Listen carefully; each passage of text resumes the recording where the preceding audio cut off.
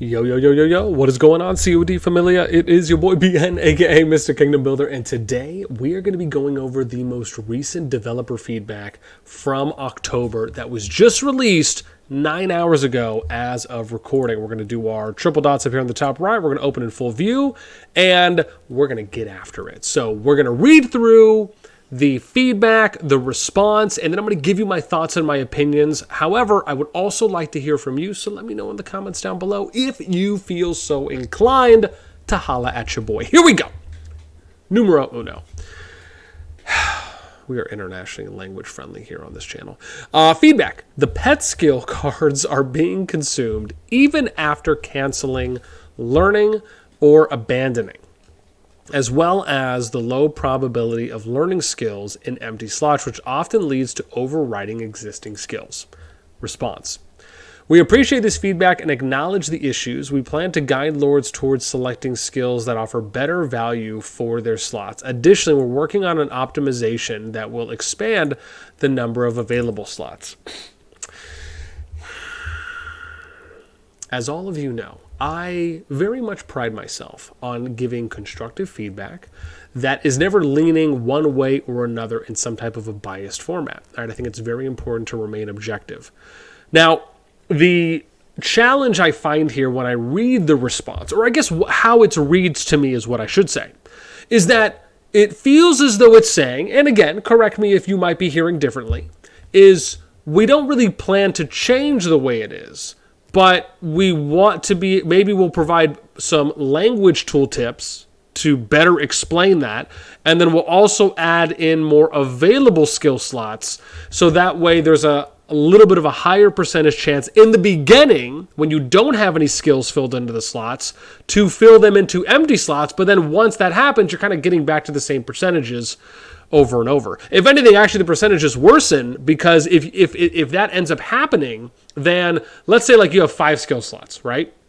You have one that goes in, but then the second one has a 80% chance, right? And again, I don't know if that's mathematically correct. I'm just giving a very broad, vague example here.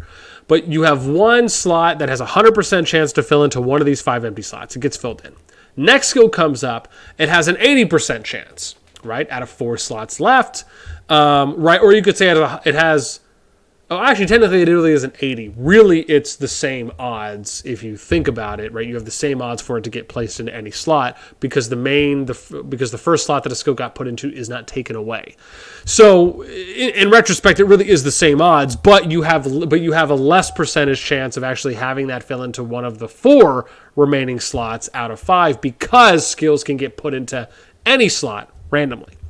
So that's how it sounds to me. Right, is that, hey, we're not really going to do anything about this except we'll give you some tool tips and then we're going to add some more skills, some more skill slots to where you can fit more skills into the Warpets. Number 2, feedback. We need better items in Alliance rare boxes. Specifically, gold boxes contain purple quality items like VIP points and speed ups. Dead, we appreciate your suggestion. The current drop rate for items is within the expected range. At the time being, the suggestion is not under consideration. Now, I want to point out, what I would have loved to actually seen reply to here, instead of giving something very simple, would have been saying, here's the current drop rates, and here's all of the items that can spawn based on a specific chest that would show up in your Alliance chest area within the Alliance interface, right?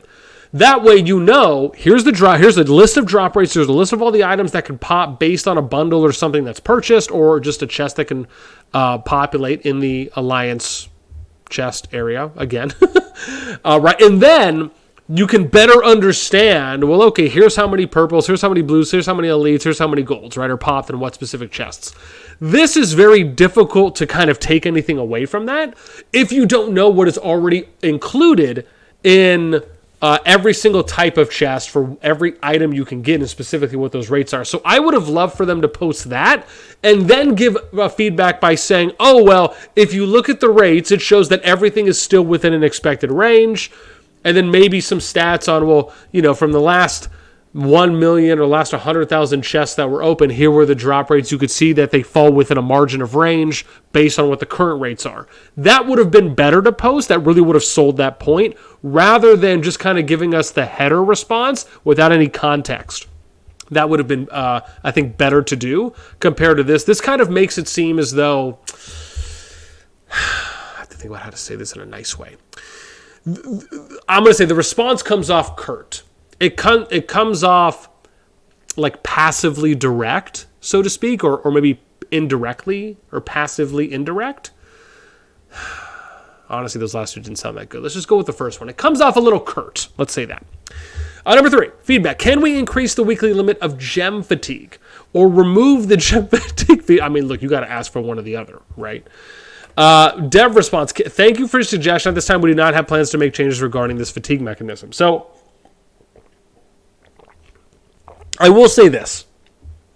Personally, when we look at gem fatigue, there are a few ways to address this. First and foremost, if you do not have a fatigue system, this is where really you're going to allow for the free-to-play and then those who are going to use like macros or some type of scripts, for example, where they're just going to like farm those all day, every day. Something that technically even spenders could do as well, right, in their downtime. However, is it more likely that someone who's a free-to-play will be able to eventually outgrind gems compared to someone who spends? Yes, and that's just because you're playing the percentages on people that spend or doing that in order to make up for the less amount of time they can invest. It doesn't mean that no spenders would be able to do that. We're just kind of going off of averages. So when then we look at why they have the fatigue system, I think the fatigue system is there as somewhat of a soft cap.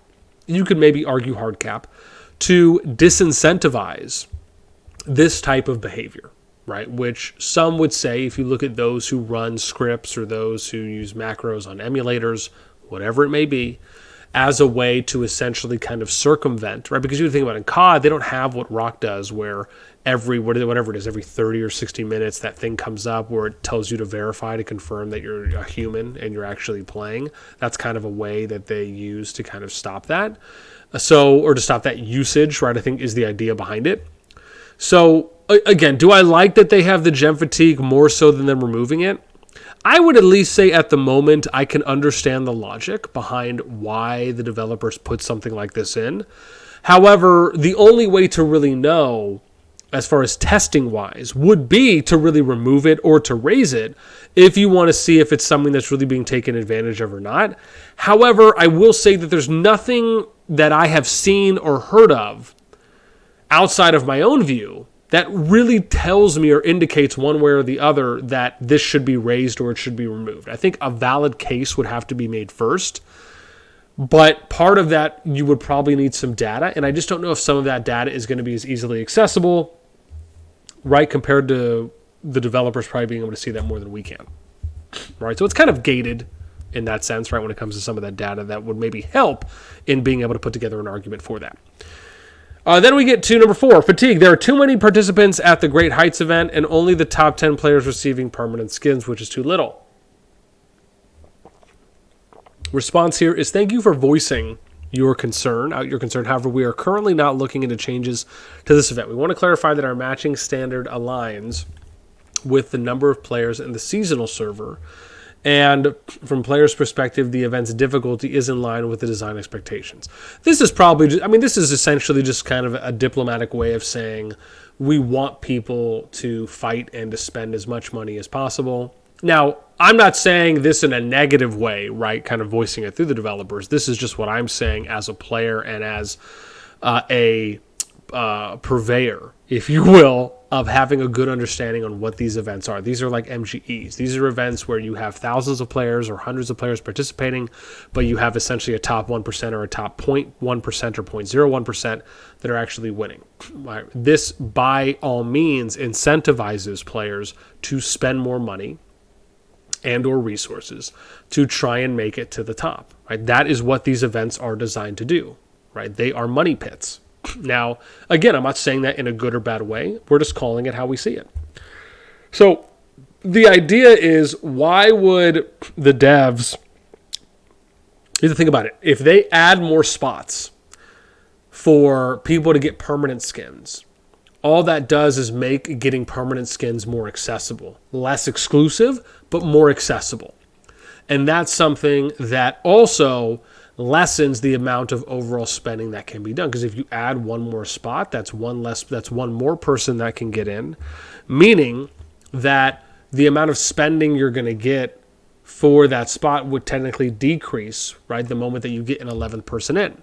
However, the other way of looking at it is that if you add more spots in, maybe that will further incentivize more spending, because now there's more spots available. So now more players are willing to say, well, now I might be able to make an 11th spot compared to a 10th spot.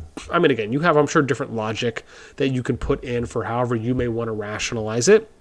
To me, I feel kind of, I guess, in more of a gut feeling that if they were to add more spots, again, it becomes a little bit less exclusive, and it may allow for a little bit less spending to get into those 11 spots compared to 10. And then I feel like that just continues to be exacerbated the more spots you would open. Now, by saying all of that, that isn't me saying that I necessarily agree with only having 10 spots available for permanent skins. You could do something where maybe if you want to keep the 10 spots for permanent, maybe you do 10 through or 11 through 20 where it's temporary, right? Where you get to use the skin for a week, or you get to use it for a month. And then maybe you go down in that on the boards, as an example. I think there's other ways to do it. However, I mean, again, this is not that far off from what we've seen in other games, so it's not as though it's not following a precedent already for what we see in other kingdom builders. It really is kind of up to CoD if they want to be more of a pioneer setter and allow for more people to get skins, or if they just want to kind of keep it the way it is.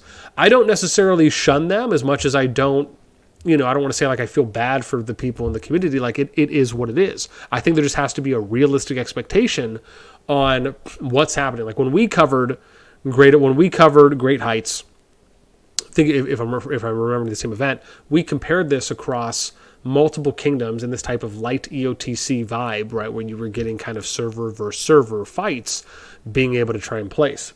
What we noticed is that in some of the kingdoms, in some of the groups, the Great Height groups, some of them had a lower barrier of entry to make it into the top 10 to win skins versus others, right? So theoretically, you were spending less in some of these other groups than in some of the other groups, right, in order to try and win some of these skins. So I don't know if there really is kind of a be-all, end-all great solution. I mean, sure, would it be nice for more people to have more skins by increasing the number slots for the amount of people that can win? Yeah, I don't think anyone would disagree with that, especially if you're someone who really values skins. On the other side, are you willing to lessen its exclusivity? However, its exclusivity is really dependent based on the amount of money that some people are willing to spend. So there's that, right? It's not really something like a free-to-play is really going to go balls to the walls deep in being able to actually win the event. Or you could argue consistently having good chances of placing high, right? Again, it's a money pit like an MGE. You don't typically recommend a free-to-play to invest all their resources into an MGE type of event or into kind of a resource paywall-gated event. You'd rather have them use all of their resources and spread it amongst multiple events to get better ROI, right, which is your return on investment. Okay, let's go to feedback number 5. Increase the number of level 25 Warpet spawns. They are currently difficult to find.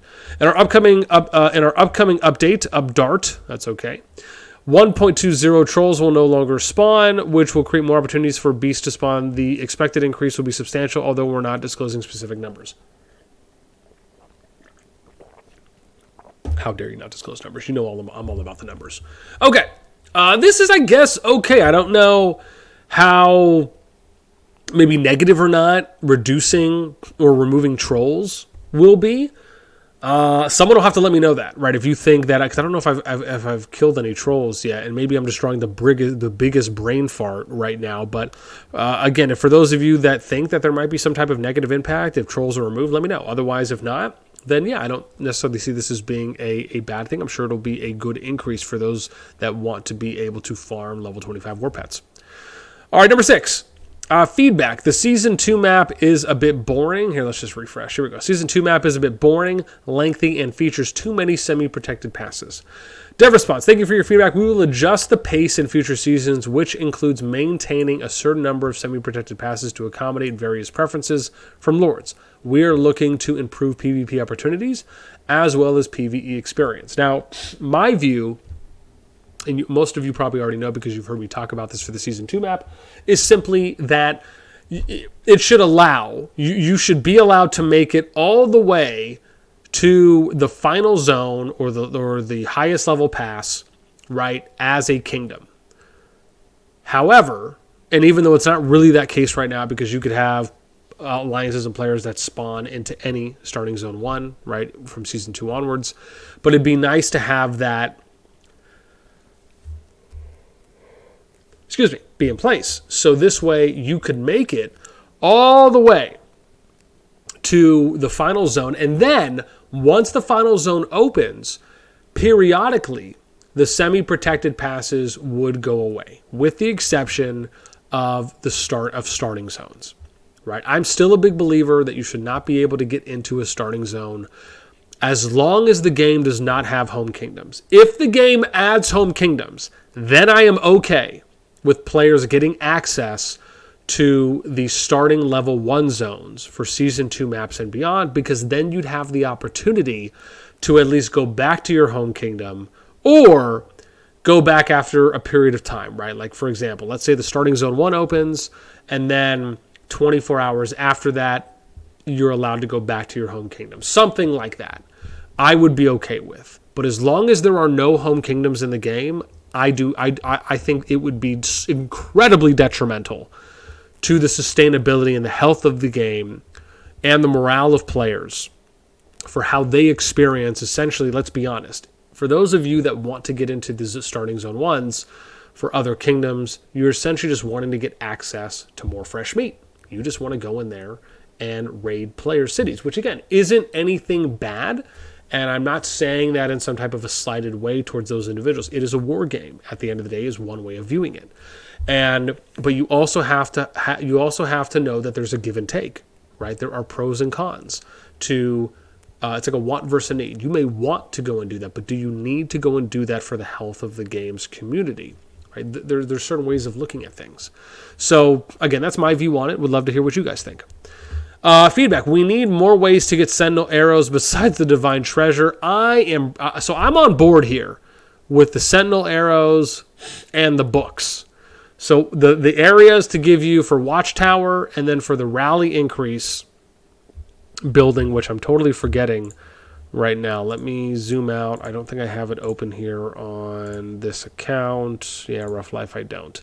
What is it though? Hang on. Do I have like a build thing here? Let me see if I can see economic. No, I think it's military. Yeah, so like the rally harp. That's what it is for rallies. Well, that's if I'm spring warden. But essentially the rally building and then the guard tower building right on the perimeter, the watchtower right on the perimeter of the wall.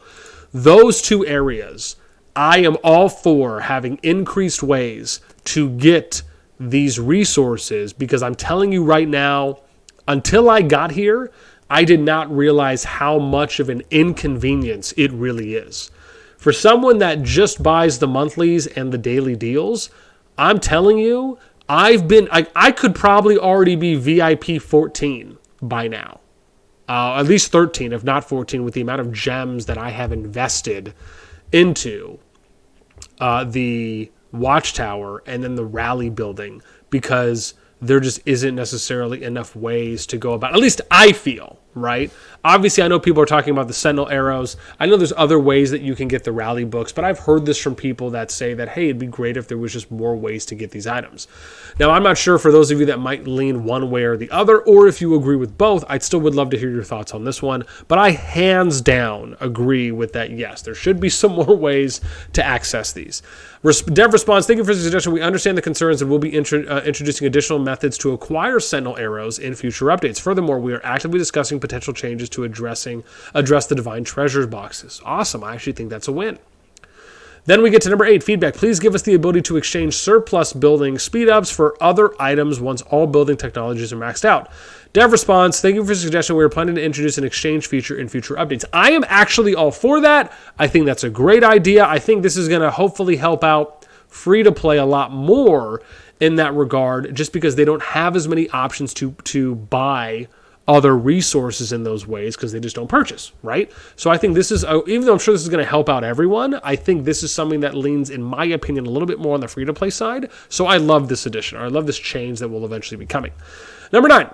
Exchange legendary hero tokens for other items after awakening a legendary hero. Thank you for your input. This suggestion is under discussion as it's related to our initial planning for future development. This is great to hear.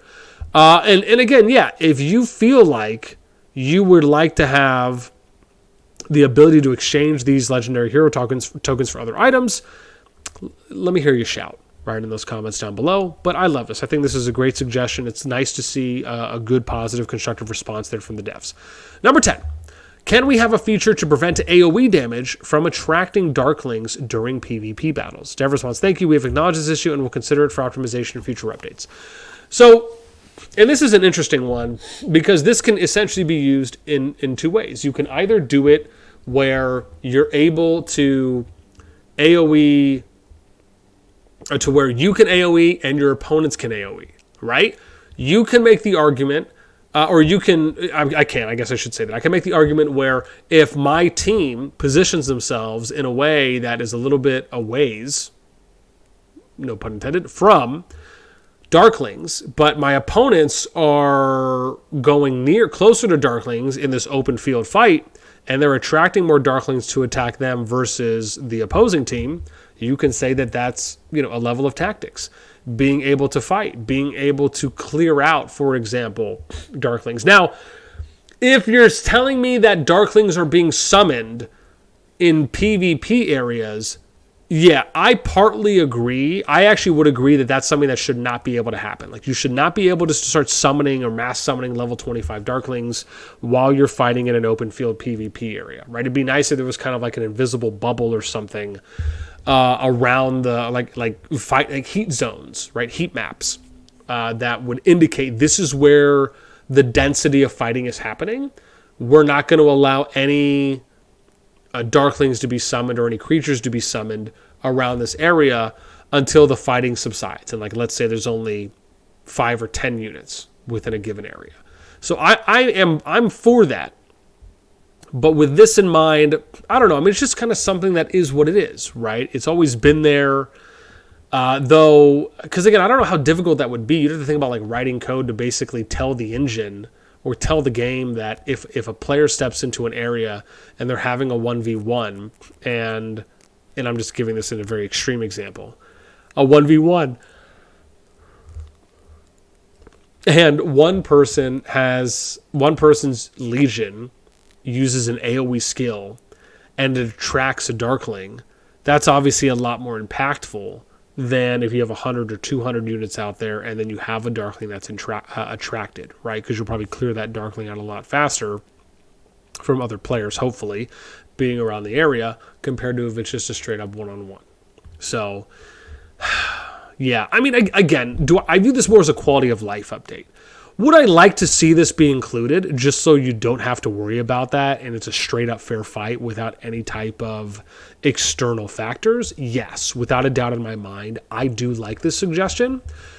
I just don't know if it's something that the devs, would be able to do in some type of a timely manner. I'll be curious to see what they say on this or if they acknowledge this again going forward. Okay, we got 3 left. Number 11.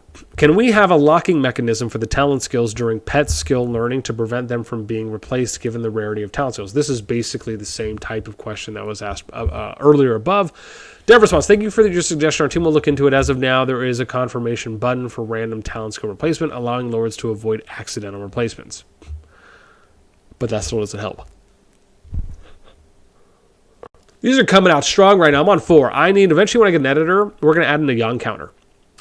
Feedback. Please let us combat on special terrains like rivers and creating more diverse battlefield options, such as constructing bridges for non-air units. So, dev response. Thank you for your suggestion. Our dev team is considering ways to optimize the role of flying units and introduce gameplay mechanics related to terrain for future updates. This is nice to hear. This is something we've talked about where we'd love to see the ability to build bridges and maybe even destroy bridges. That would be cool.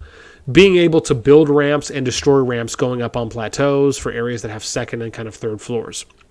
Being able to have ranged PvP. So if you have an archer unit or a mage, right? Maybe with the exception of a celestial, but units that are on the ground, if they go up a ramp and they're on a second level, they should have an increased range of firing, right? Increased range of hit.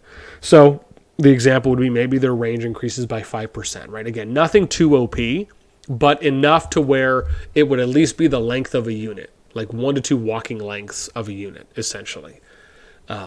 That would be something. That would be cool to see, right? Where you get a little bit increased range, so that way it's mimicking a little bit more of kind of that, I guess, real life, so to speak, or just more of a real-time environment. Just something I'd like to see. I think would be a cool, healthy addition. Then we get to the last one. Can we keep donating on Alliance research even after they are completed so Alliance members are able to continue donating for personal Alliance points? Thank you for your suggestion. Our system is considering the addition of functionality similar to Alliance skills. This would serve to adjust the pace of field battles and offer a long-term donation resource. This is great.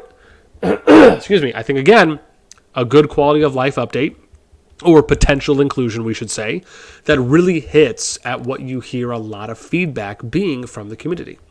With that in mind, that ends this one. We're at 25 minutes. I wasn't expecting this to go as long, but I like that there was quite a bit that we touched on, and hopefully we'll end up seeing a good amount of these being added to the game, whether it's in the next update or in future updates, because I actually think a good amount of these really focus more on quality of life. So I'm always happy when I see that. And again, I think for the most part, this dev feedback for October was mostly good, or at least I would say in a kind of good favored direction when it comes to hopefully what the community would like to be seeing and be expecting from these types of feedback columns. With that in mind, as always, let me know what you guys think in the comments down below. That's going to do it for me. Until next time, I will catch you later.